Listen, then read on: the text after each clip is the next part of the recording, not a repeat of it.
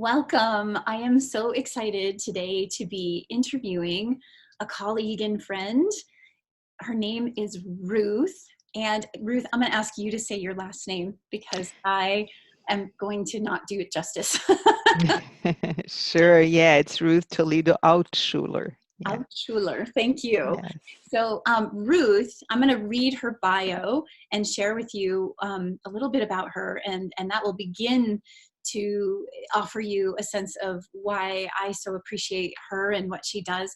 And then we're going to just chat a little bit about her work and get to know her and how she and her work with flower essences in particular are really, feeding into my passion of awakening inner wisdom.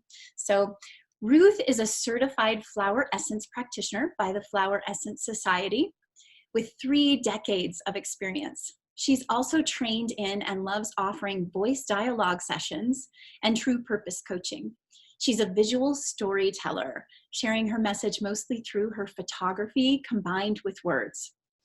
Ruth's clients are advanced and committed souls already on the path who sense there are deeper patterns still blocking them.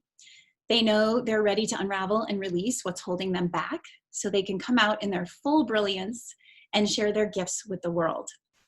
Ruth was born in Brazil, where she developed a successful full-time practice and helped to establish the foundations and credibility of flower essence therapy. Now she lives in the US and combines her ease with technology, her skills as a photographer, with her deep connection with the healing archetypes of plants and flowers. She offers online voice dialogue sessions, flower essence therapy consultations, true purpose coaching, courses, and mentoring for English-speaking audiences around the world. So many beautiful, beautiful gifts. Thank you so much for being here today, Ruth. Yeah, you're so very welcome, Kim. Great. Well, I'd love to have you start by just sharing something about how you came to your work and what it is you love about doing it. I think that's always something fun that we all can relate to, Yeah, inspired by. of course. Well, it was a journey, and I think it was in me to have this love of plants and of flowers ever since I was a little kid, and to also be so concerned and wanting to help people. Um, and people would come to me and I would listen to them, but for so long, I didn't have a real way of offering that help. And then the Bach flower essence information came to me. It just fell into my hands as things do happen. And um, there were specific healing qualities and properties that would meet these very typical emotions and feelings and states that people go through that they would tell me about so frequently and that I would recognize.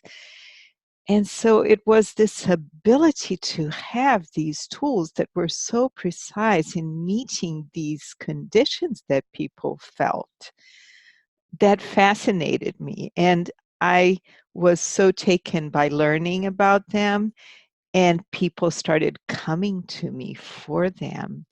And then they would come and more would come. And so eventually I had to make a choice from what I was doing before to becoming a full-time practitioner, and also have other activities related to flower essence therapy education and so on. So beautiful. And it's so powerful. I am a huge advocate and believer in returning to nature, for lack of a better way of putting it.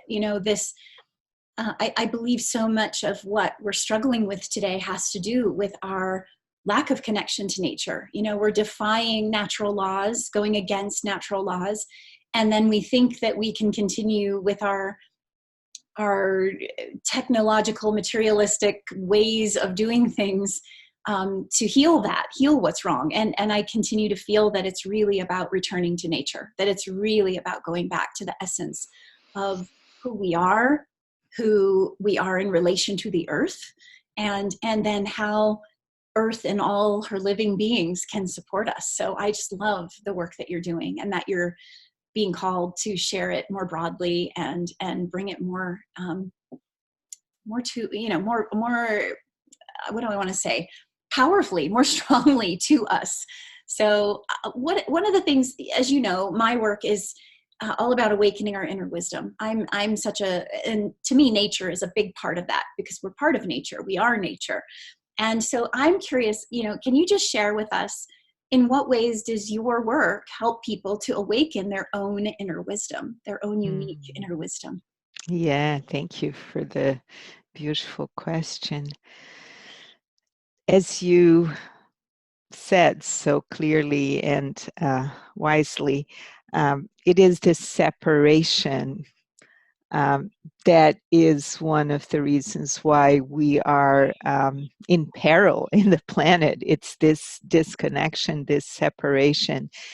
And the calling to claim again the reconnection is one of the most important things that we can do, both individually and collectively. And so this process of becoming aware of what is going on within us, even um, when we become aware of very simple emotions like, oh, I'm really angry today, and what is it that's moving within me? And then we realize that that anger is at the same time kind of a negative thing that we want to be kind of pushing out onto somebody else. But there is a power in that energy that if we own it in different ways, if we own it as our ability to also embrace self-compassion Yeah. and compassion in relation to ourselves and others, we can balance Yeah. how that energy expresses itself. And a lot of that wisdom and information on how to do this fine-tuning awareness and how to do this balancing is coming to us through information that comes from the plants, that comes from the plant and their healing qualities. So we're learning with the plants how to understand ourselves and how to create that greater awareness and that balance. And as we go deeper into this process of learning, we also go deeper into becoming more fully aware of how connected we are Mm. and how deeply we are part of the fabric of life. Yeah. Oh, beautifully said. I love that. It reminds me of, I remember, as you know, I work with a homeopath, and homeopathy has kind of been I'm going to call it my health insurance, because I'm a very big advocate of these. I hate even calling them alternative practices, because they're really the ancient traditional practices that we should be looking back to. They're not alternative. They're what our wisdom really is longing for, I think, to connect back with. But I remember when I first started connecting with homeopathy, I was talking to a friend and I said, I just don't really want to have to take something all the time. I feel like I should inherently know what my body needs to do, and just somehow, maybe through my diet or through my activity, be able to help it do what it needs to do. And I should find that within myself and know what to do. And I think a lot of people I run into have that challenge where we feel like we shouldn't need support. We should be able to be Mm. fine all on our own, or we don't want to take something all the time.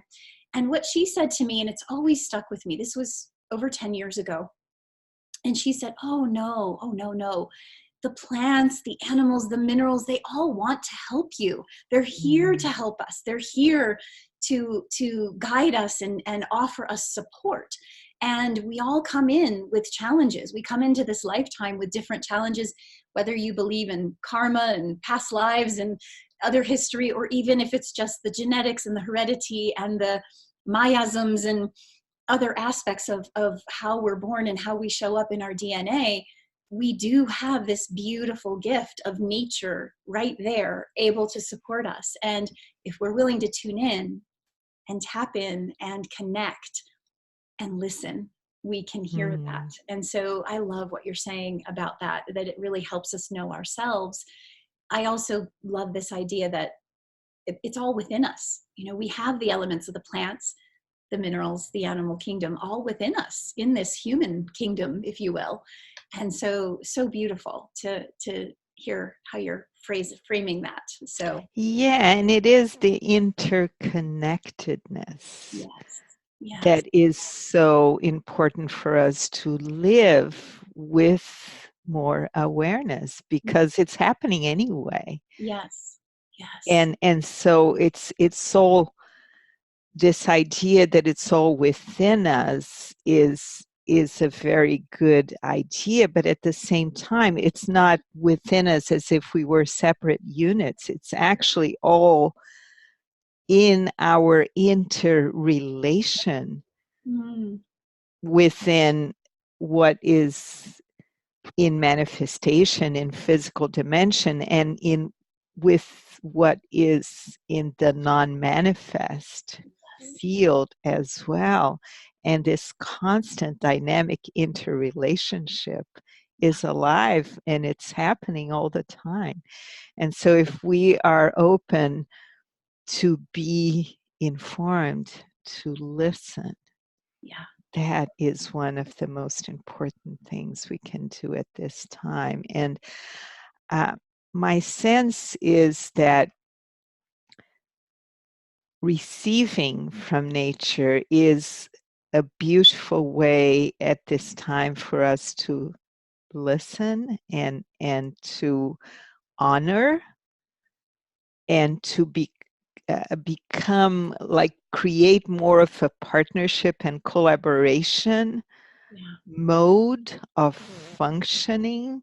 yeah, And with this mode of co-creation and collaboration set and happening in different ways, then we can eventually find how we can together, all these different realms, recreate sanity and healing for our world. And so that's how I see it in a bigger vision, And so the role of us learning how to co-create with nature for our own healing yes. is kind of an education for this bigger co-creation that is so much needed.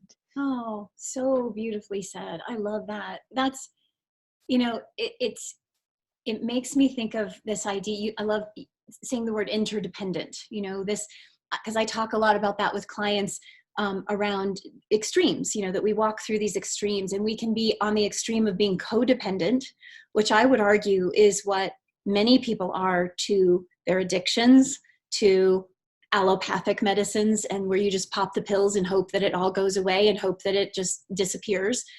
Or there's that independence, which I talked about. I tended on that extreme, at times where, no, I don't need anything. I'm fine. I don't have Mhm. to have anything. And then we can find that middle ground of the interdependence. And then what you said about this collaboration, it gives me goosebumps, the collaboration and the co-creation, that your flower essences can help us remember that. That's really what I'm hearing, is it's like Yeah. bringing up a memory. And that's what I find with when I have worked with flower essences, when I work with homeopathy, when I work with plants, even just herbs, when I drink my rose hip tea, it's like, what is that, offering me in a deeper place within me to remember something. Yeah. Yeah, I heard in a lecture, it's actually a really wonderful video called Newman about plant medicine. I don't know if you've ever watched it. And one of the elders that was interviewed there, she would say it in this beautiful way, that plants are our ancestors.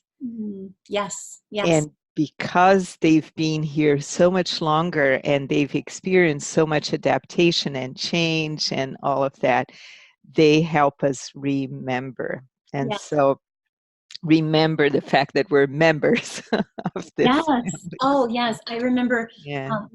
speaking with an Indigenous elder, and she was saying the same thing, that it gave me a whole new picture of what it meant when you hear that concept of call upon your ancestors, because she spoke of our ancestors as being, the rocks, the winged ones, the minerals, the plants, all of this.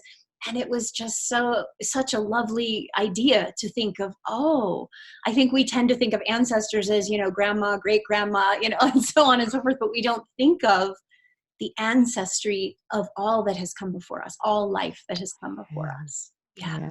beautiful. Yeah, and with the flower essences, what's beautiful is that you have these more uh, elaborate ways of understanding the interconnection, but there's also this vocabulary that is very foundational and basic of human emotion. Like as I mentioned before, the anger, the jealousy, the envy, or uh, like being subservient and unable to say no, or unable to ask for what one needs, and the need to learn that, and so on and so forth. So uh, there are all these specific human aspects of behavior and or emotions and conditions, and each specific essence holds within itself a an archetypal force Mm, and a piece of this archetypal language. right. Oh, And so as we learn this language that can be very simple, we also gain means of helping ourselves and our families um, with these basic home remedies, let's say. But yes. there's also another level that is uh, the kind of work that I do and that you do as well, in which we help uh, the bigger journey, the soul journey of the individual, and how that soul interrelates with being in physical incarnation and how it brings its blessings and gifts to the world. So tell me on that note, how might someone who's doing work, whether it's through therapy or coaching or counseling of some kind, how might they be supported with the flower essence work that you do?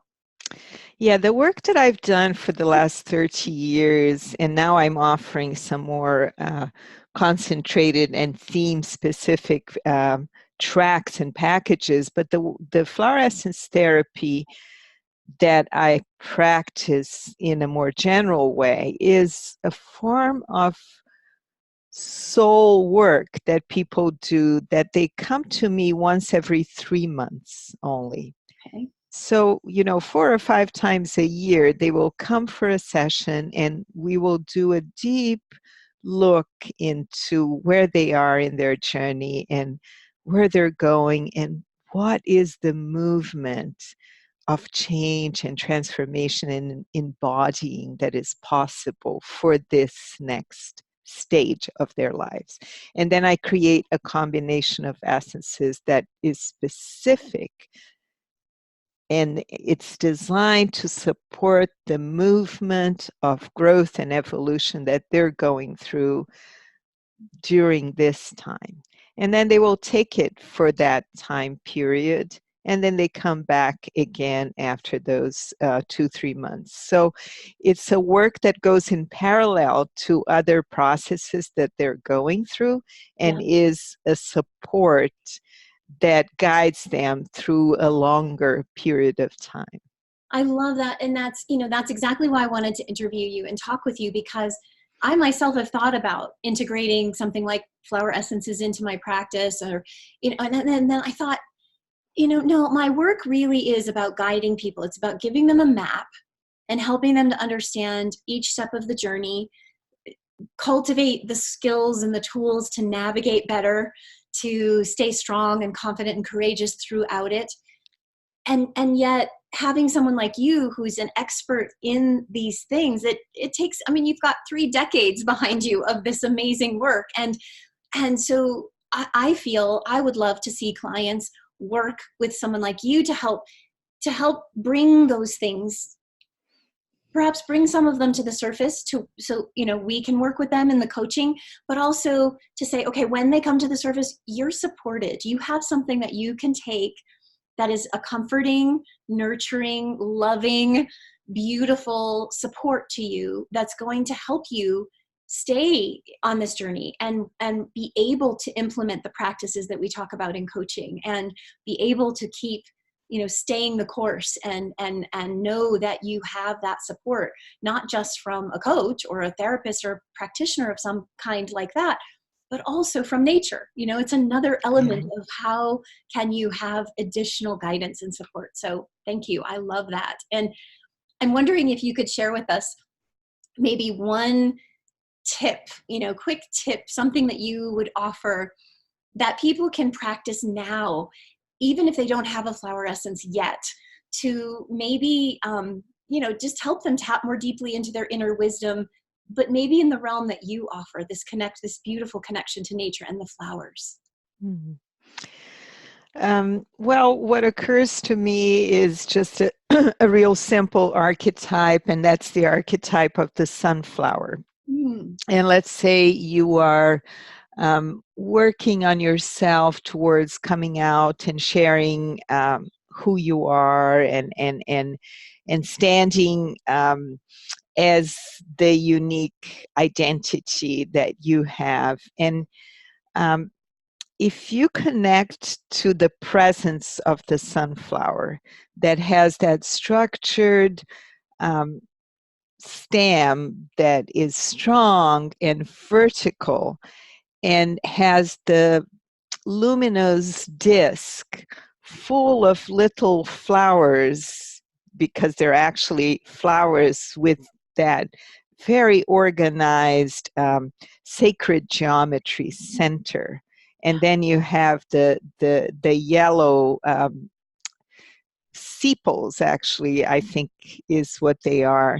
And so when you think of that, structured vertical stem that anchors itself on the earth, and that verticality and that connection with the light, with highest light, and then that mandala of the organized identity that shines.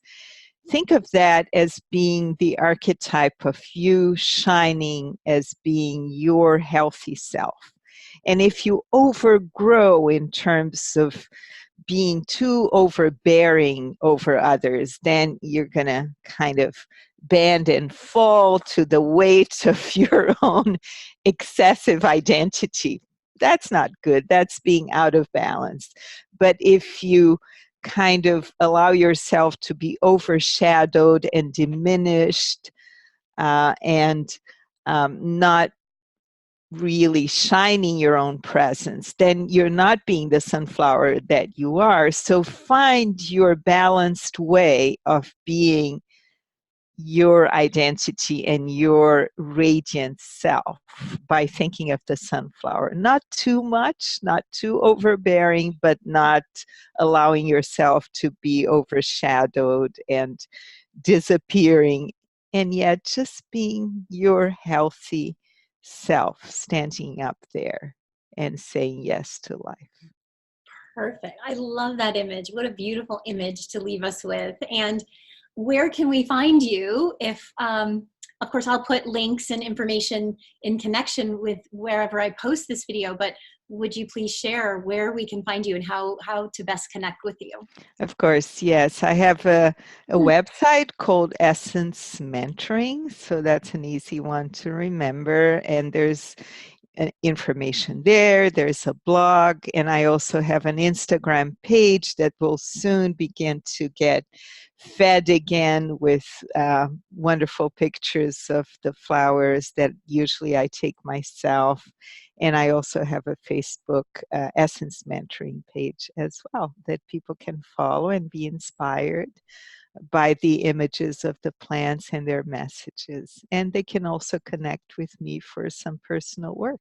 That's beautiful. Thank you so much for being with me today, Ruth, and sharing your beautiful gifts and helping us to connect more deeply with nature, which by default, of course, helps us connect more deeply with our inner wisdom. Thank you so much. You're so welcome. Thanks so much for inviting me. And I look forward to more collaboration between Likewise. us. Yes. Beautiful. Thank you.